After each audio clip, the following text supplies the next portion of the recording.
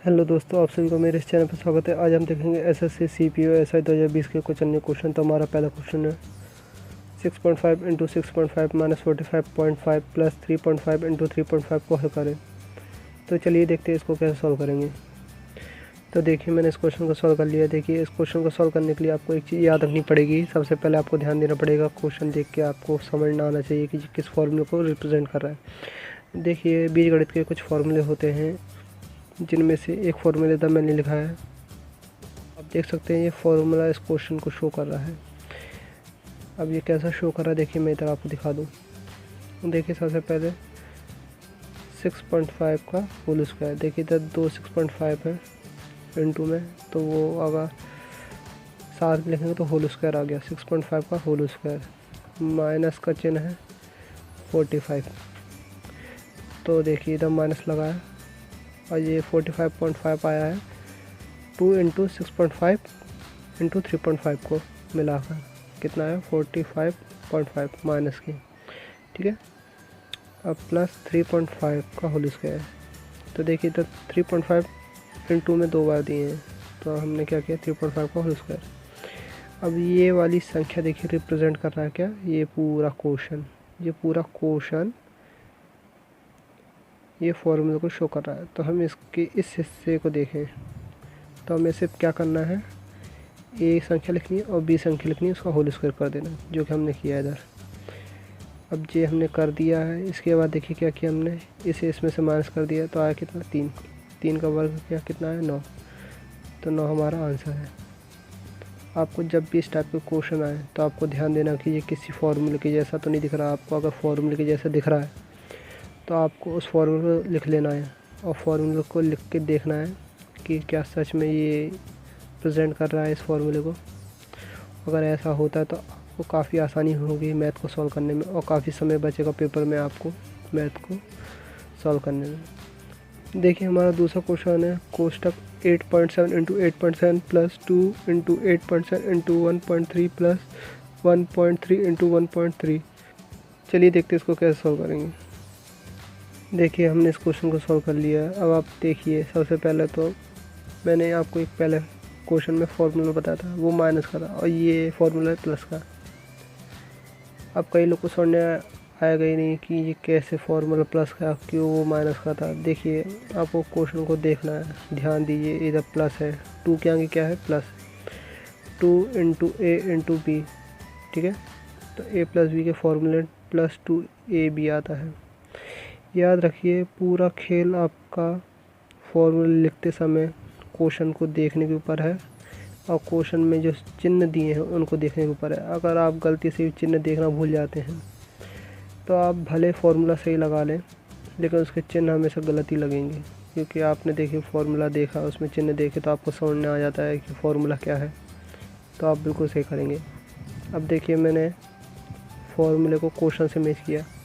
ए square हो रहा है, बी स्क्वायर भी हो रहा है, और देखिए 2ab, और सेम यही चीज़ देखिए इधर मैंने रख के दिखा दिया आपको कि क्वेश्चन देखिए जो बोल रहा है वो कितना ज़्यादा फॉलो कर रहा है फॉर्मूले को। और अब देखिए, हमें इस साइड को देखना बस, क्योंकि जे वाला तो हमारा क्वेश्चन ही है पूरा। अब अगर हम इतना ही सॉल्व कर लेंगे तो हमारा आंसर आ जाएगा। कोई गुणा भाग प्लस करने की ज़रूरत नहीं है। इससे एक फार्मूले से, छोटे से फार्मूले से आप आराम से इसे सॉल्व कर लेंगे। तो देखिए, ए प्लस बी का होल स्क्वायर। अब ये जोड़ने के बाद देखिए क्या हुआ, 10.0 आया, उसका स्क्वायर करेंगे तो 100 आएगा, तो 100 हमारा आंसर है। चलिए देखते हैं हमारा तीसरा क्वेश्चन, ये तीसरा क्वेश्चन क्या है। देखिए, हमारा तीसरा क्वेश्चन, यदि x plus 9/x equal to 6 हो तो x square plus 9/x square का मान होगा। चलिए इस टाइप के क्वेश्चन को सॉल्व करके देखते हैं कि क्या आंसर आएगा। देखिए, मैंने तीसरा गणित सॉल्व कर लिया है। तो सबसे पहले देखिए हमने क्या किया है, x plus 9/x equal to 6 से सॉल्व किया तो एक नई इक्वेशन बनी। तो हमने क्या किया, देखिए x गुणा x में किया और x गुणा 6 में किया, फिर पक्षांतर कर दिया तो 6x माइनस आ गया पक्षांतर करने पर, और 9 प्लस को प्लस इक्वल टू 0। फिर 6 को जिस टाइप से तोड़ना है कि 9 बन जाए और जोड़ने पे 6 बन जाए। देखिए 3 तरह का 9 हो गया, और अगर माइनस माइनस संख्या को जोड़ेंगे तो 6 बन जाता है। ठीक है, 3 तरह का 9 हो गया, और माइनस के 3 और माइनस के 3 माइनस माइनस प्लस होता है, तो 3 तक कितना 6 हो गया। और 10 से x कॉमन ले लिया बाहर, x माइनस 3 कोष्टक बचा। सेम इधर कोष्टक के बाहर -3 ले लिया, कोष्टक के अंदर x माइनस 3 बचा। देखिए गुणा करेंगे तो वापस वही संख्या बन जाएगी।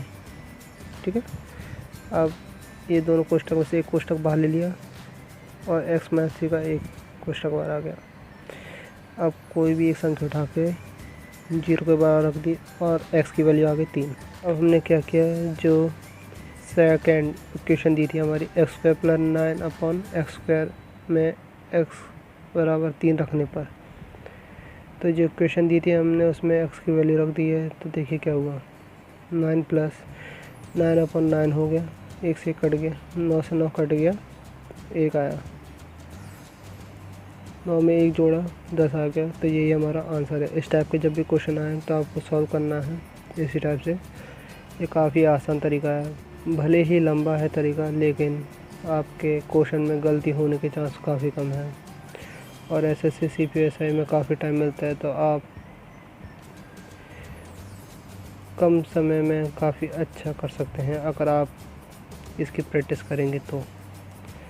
नॉर्मली ये क्वेश्चन आने के काफ़ी चांस रहते हैं, क्योंकि CPSI में इस टाइप के क्वेश्चन काफ़ी पूछे जाते हैं। चलिए देखते हैं चौथा क्वेश्चन। देखिए हमारा चौथा क्वेश्चन है, यदि x - y = 2 तथा x² + y² = 20 हो तो x + y² का मान होगा। तो चलिए देखते हैं इसको कैसे सॉल्व करेंगे। देखिए दोस्तों, मैंने क्वेश्चन सॉल्व कर लिया। सबसे पहले हमें क्या करना है, जो क्वेश्चन दिया है उसके अनुसार संख्या लिखनी।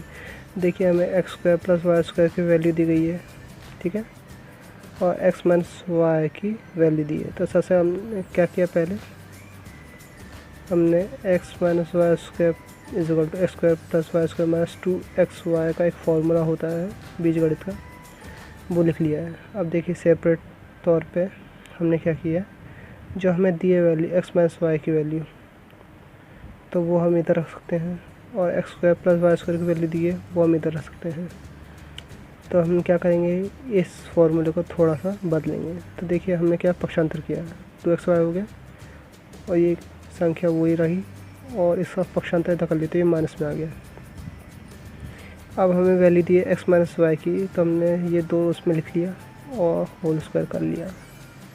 फिर हमें x² + y² की वैल्यू भी दी है जो कि 20 है, तो वो भी लिख लिया हमने इसे सॉल्व कर लिया। तो ये 20 - 4 हो गया, 16 आ गया। ये 2x तो बाजू में चल ही रहा है, तो हमने क्या किया, 2 का अतिरिक्त गुणा किया और फिर 2 से 16 को भाग दे दिया, तो हमारा आ गया आंसर 8।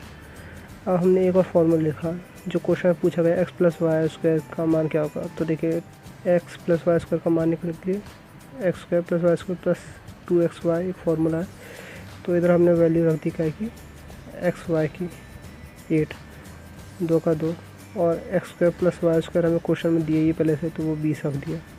इसे सॉल्व किया तो आंसर आ गया हमारा 36। तो x + y² की वैल्यू क्या है, 36।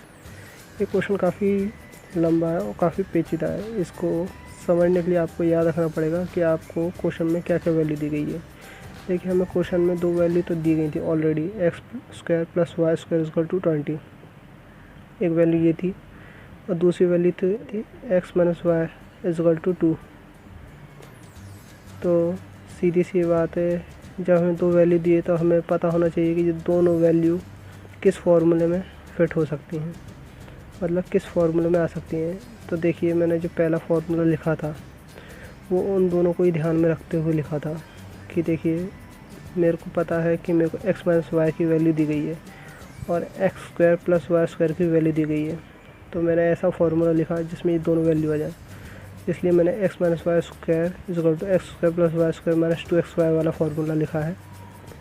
अब इस फार्मूले में थोड़ा सा मॉडिफाई करके हमने नया फार्मूला बना लिया, या फिर ये कहें कि हमने पक्षांतर कर दिया है, सीधी सी बात है। तो पक्षांतर करने के बाद हमने क्या है, ये पूरा कड़े सॉल्व कर लिया है। इससे हमें x y की वैल्यू मिल जाती है, और जब एक्स वाई वैल्यू मिल गई तो हमने क्वेश्चन में एक्स प्लस वाई स्क्वायर का मान रखना है, तो सीधी सी आते उसका फार्मूला लिख, तो सीधा पूरा फार्मूला लिख दिया। और जो संख्या आई एक्स वाई की वैल्यू वो हमने इधर लिख दी है, 2 की वैल्यू लिखी है पहले से ही, और x square plus y square का मान जो है वो 20 है ही। तो इसे सॉल्व करने के बाद जो हमारा आंसर है वो 36 है। आज के लिए बस इतना ही। अगर आपको ये वीडियो देखकर अच्छा लगा, कुछ समझ में आया, कुछ सीखने के लिए मिला, तो कृपया इस वीडियो को लाइक करें, सब्सक्राइब करें हमारे चैनल को। आपका दिन शुभ हो।